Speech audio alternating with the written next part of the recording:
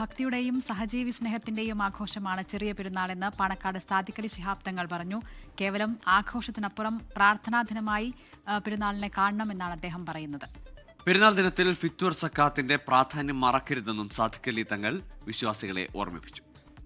ഫിത്ർ സക്കാത്ത് എന്ന് പറയുന്ന പ്രത്യേകമായിട്ടുള്ള ദാനത്തിൻ്റെ കാര്യം ചെറിയ പെരുന്നാളിനുണ്ട്.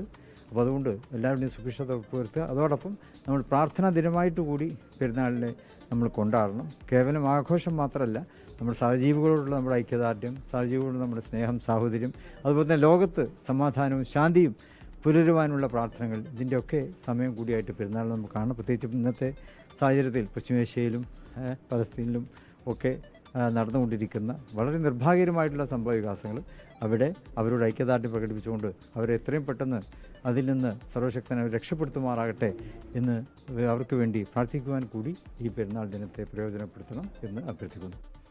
ലോകത്തെവിടെയായാലും ഏത് സമയത്തും 24 വാർത്തകളും ഓഗ്മെന്റഡ് റിയാലിറ്റി പാക്കേജുകളും എക്സ്പ്ലെയിനറുകളും വിശദമായി കാണാൻ ഞങ്ങളുടെ യൂട്യൂബ് ചാനൽ നിങ്ങൾക്ക് സബ്സ്ക്രൈബ് ചെയ്യാം.